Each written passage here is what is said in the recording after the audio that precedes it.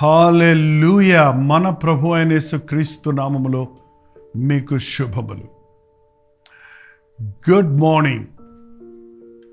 Good Friday కదండి. మన ప్రభు మన కొరకు సెలవులో మరణించటం మనకు మంచిది మంచిది మంచిది, ఎంతో మంచిది. ఒకరు పరిశుద్ధుడు మనందరి కొరకు బలి అవటం ద్వారా, రక్త ప్రోక్షణ జరగడం ద్వారా మనకు పాప క్షమాపణ కలిగింది. ఈరోజు గుడ్ ఫ్రైడే అండి, మంచి శుక్రవారము. తాళవంచండి చిన్న ప్రార్థనతో దేవుని వాక్యాన్ని ధ్యానిద్దాం, సిలువను ధ్యానిద్దాం. పరిశుద్ధుడా, నీకు వందనములయ్యా. ఎంత గొప్ప దేవుడివయ్యా, ఎంత ప్రేమ కలిగిన దేవుడివయ్యా, ఎంత జ్ఞానము కలిగిన దేవుడివయ్యా, ఎంత త్యాగము చేసిన యేసు ప్రభువా, నీకు వందనములయ్యా. ఈ గుడ్ ఫ్రైడేలోని పరమార్థాన్ని మేము గ్రహించి మా జీవితాలలో అనునయించుకొని నీ కొరకు జీవించినట్లు నీ సిలువను ధ్యానిస్తుండగా మా మనోనేత్రాలు తెరువమని క్రీస్తు నామములో అడుగుచున్నాము తండ్రి. ఆమేన్. సిలువ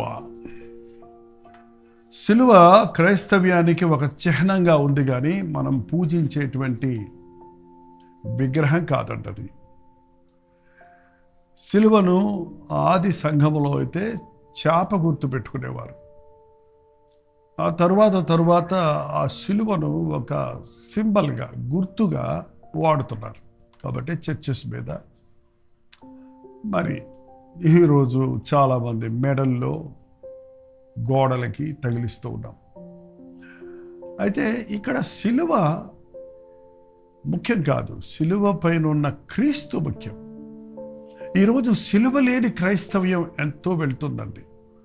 సిలువను గురించిన సువార్త లేనటువంటి సందేశాలు కుప్పలు తెప్పలుగా ఉన్నాయి.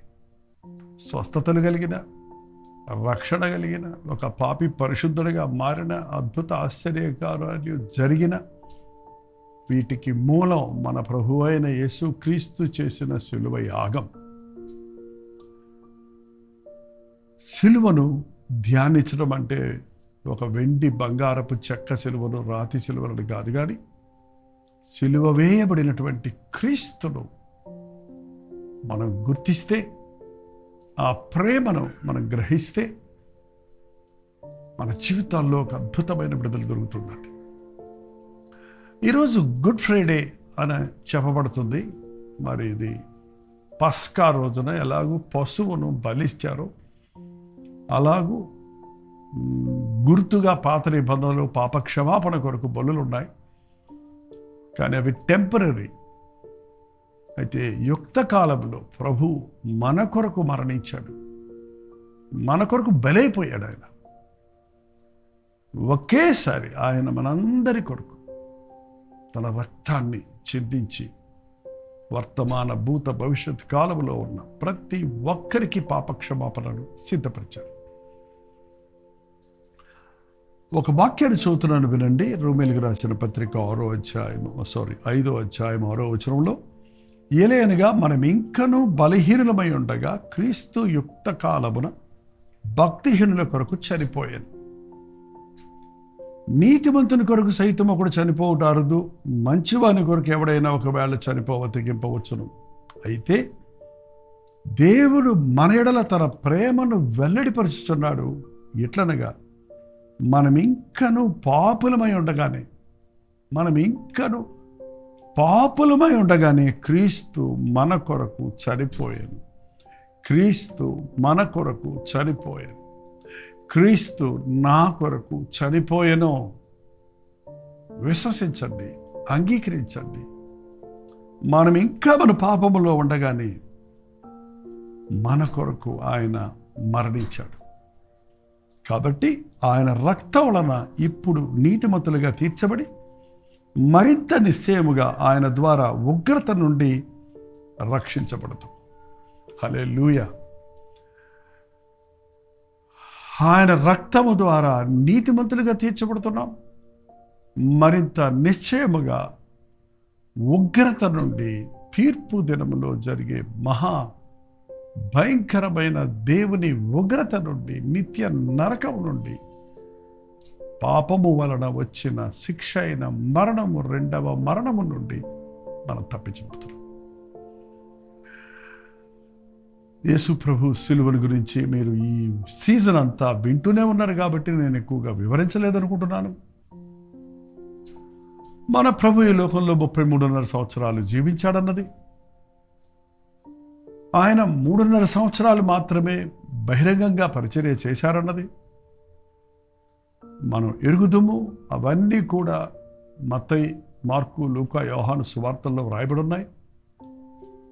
ఆయన చేసిన పరిచర్యను గురించి అనేక అధ్యాయాలు, ఆయన జనరాలను గురించి 4 అధ్యాయాలు, ఆయన పరిచర్యను గురించి ఇంచుమించి 56 అధ్యాయాలు, 3.5 సంవత్సరాల్లో చేసిన సేవల గురించి 56 అధ్యాయాలు రాయబడి ఉన్నాయి.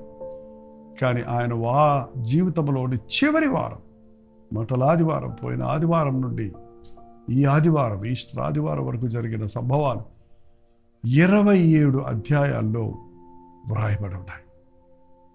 ముందుగానే మీకు చెప్పాను, మీరు చదివారో లేదో తెలియదు, ఈ రోజైనా చదవండి. మత్తయి సువార్త, మార్కు సువార్త, లూకా సువార్త, యోహాను సువార్తలోని చివరి 3 అధ్యాయాలు చదవండి. కొన్నిట్లో 4 అధ్యాయాలు ఉంటాయి. సిలువను గురించి చదవండి. ఆయన ఎలాంటి త్యాగాన్ని మన కొరకు చేశాడు, ఎందుకు ఆయన సిలువ వేయబడ్డాడు అన్నది మీకు బాగా అర్థమవుతుంది. ఆయన నేరస్తుడు కాదండి. ఆయనలో ఏ నేరము లేదని ఆ ప్రధాన న్యాయాధిపతి చెప్పేశాడు.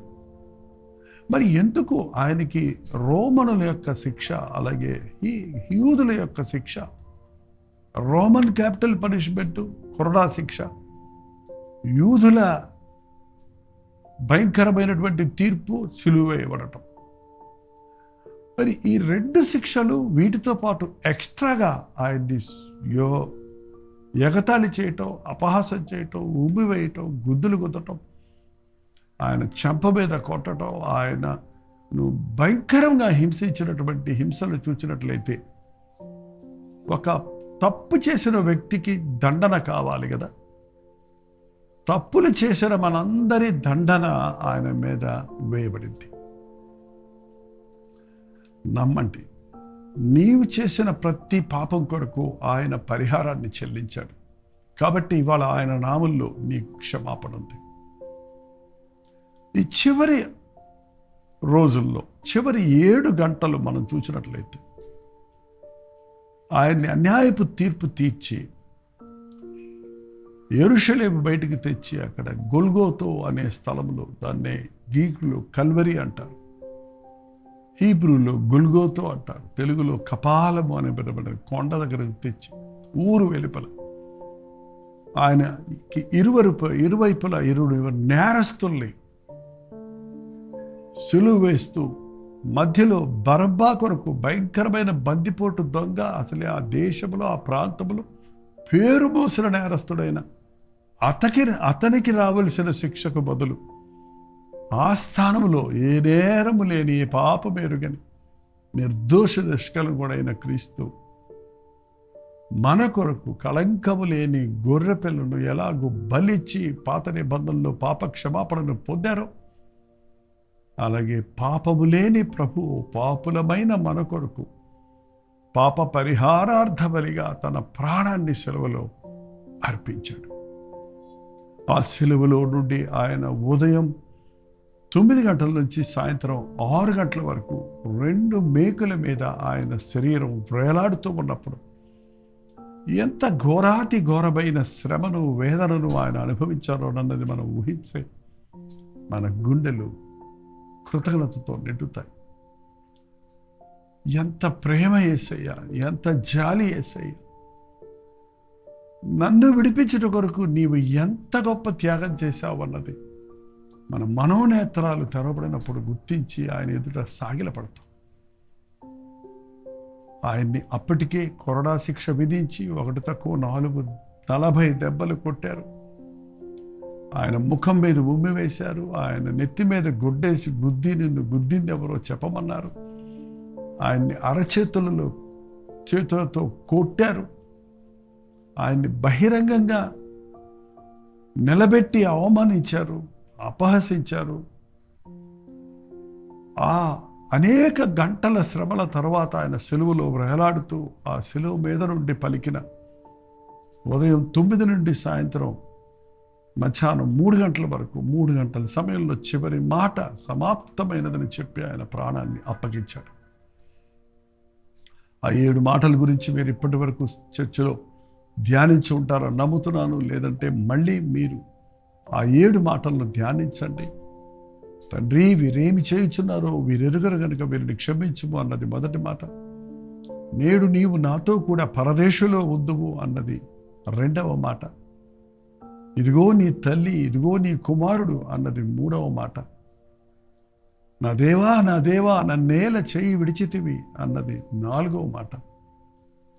నేను దప్పిగొనుచున్నాను అన్నది 5వ మాట. సమాప్తమైనది అన్నది 6వ మాట.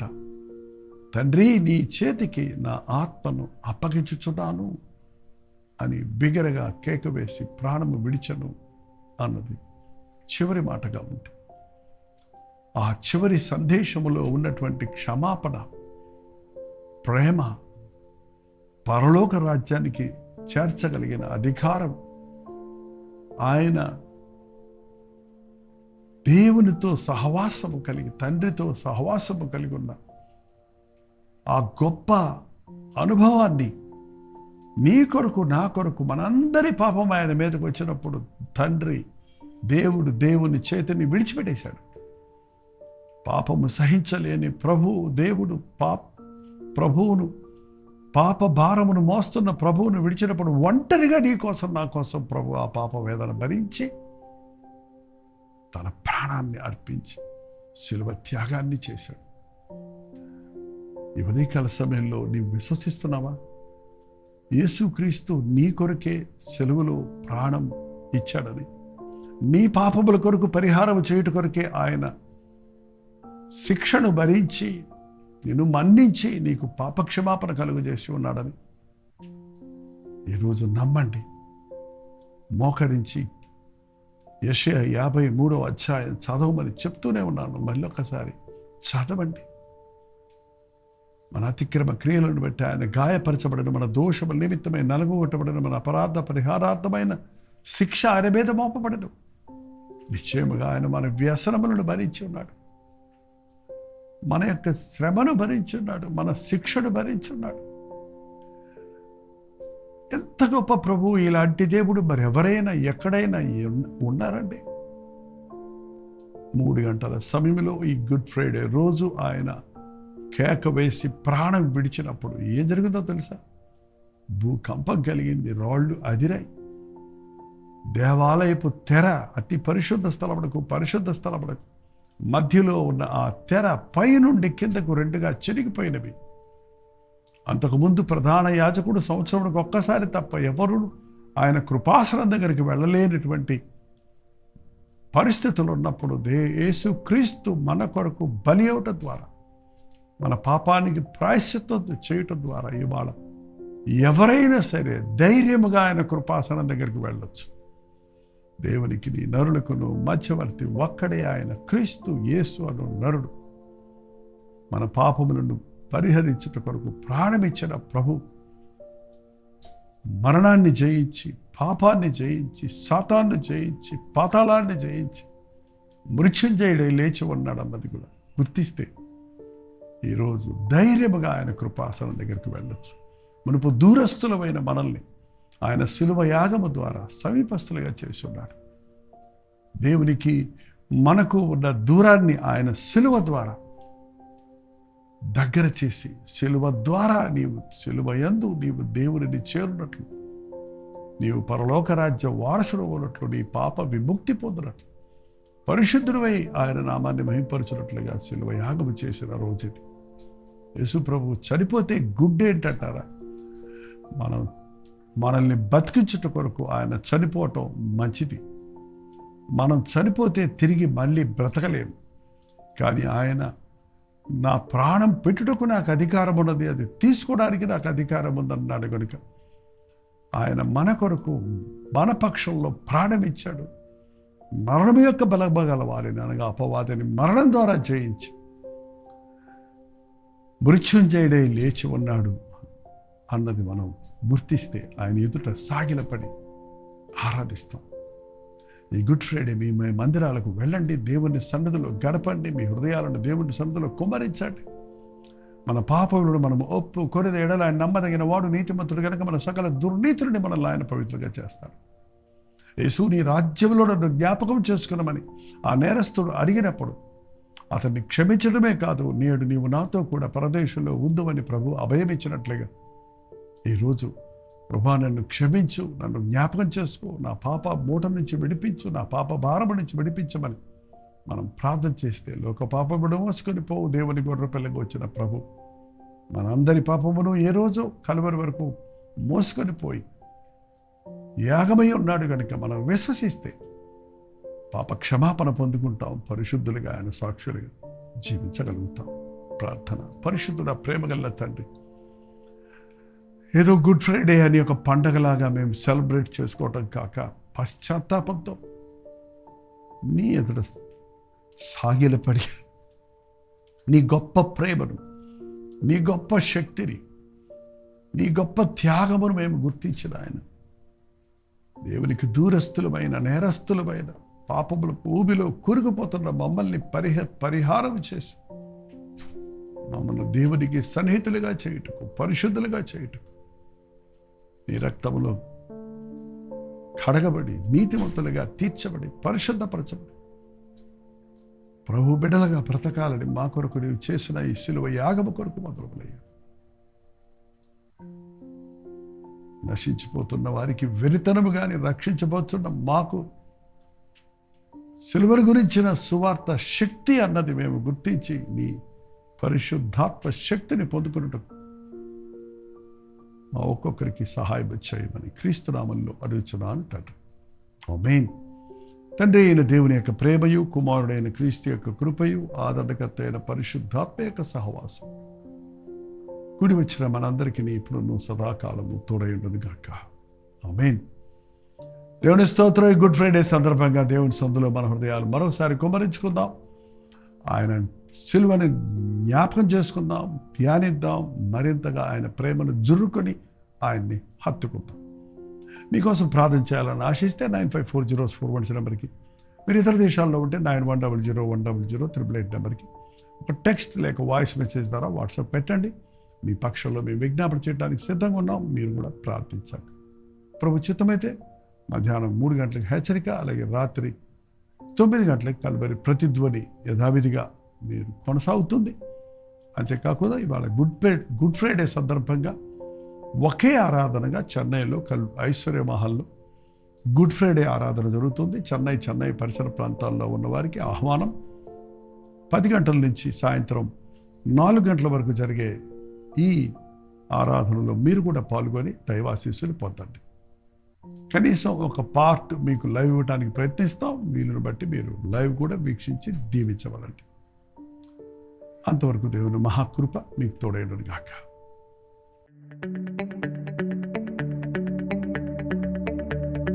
హల్లెలూయా. ముంబై పరిసర ప్రాంతాల్లో ఉన్న వారికి శుభవార్త. ప్రభు చిత్తమైతే ఏప్రిల్ నెల 10-11 తారీఖుల్లో ముంబై వస్తున్నాం. కల్వరి దర్శనం టీవీ కార్యక్రమాల ద్వారా ఆధ్యాత్మికంగా బలపడుతున్న మిమ్మల్ని, శుభ సందేశ్ హిందీ కార్యక్రమాల ద్వారా ఆశీర్వదించబడుతున్న మిమ్మల్ని ముఖాముఖిగా చూడాలని, మీకోసం వ్యక్తిగతంగా ప్రార్థన చేయాలని, రోజు వాక్యాన్ని సోషల్ మీడియా ద్వారా వింటున్న మిమ్మల్ని అందరినీ ఆధ్యాత్మికంగా మరింత బలపరిచి ప్రభు రాకడ కొరకు సిద్ధపడినట్లుగా చేయాలని ఎంతో ప్రార్థనతో, ప్రయాసతో, ఖర్చుతో చెన్నై నుంచి ముంబై వస్తున్నాం. కాబట్టి ముంబై పరిసర ప్రాంతాల్లో ఉన్న మీరందరూ 10-11 తారీఖులు గుర్తుపెట్టుకోండి. రోజు సాయంత్రం 5 గంటలకి ఈ ఒక్క పూట మీటింగ్ మాత్రమే స్థలం దొరకనందున జరిపించగలుగుతున్నాం కనుక తప్పకుండా రండి, మిస్ అవ్వద్దు. గమనించండి, 10వ తారీఖు నవీ ముంబైలో, 11వ తారీఖు ధారావి ముంబైలో ఈ మీటింగ్లు జరుగుతున్నాయి. ఇంకా మీకు వివరాలు కావాలంటే 8939393939 నెంబర్కి మీరు కాల్ చేయండి, లేదా కింద ఇవ్వబడినటువంటి నెంబర్లకి మీరు వాట్సాప్ పెట్టండి. మీకు అడ్రస్ లింక్ షేర్ చేయబడుతుంది.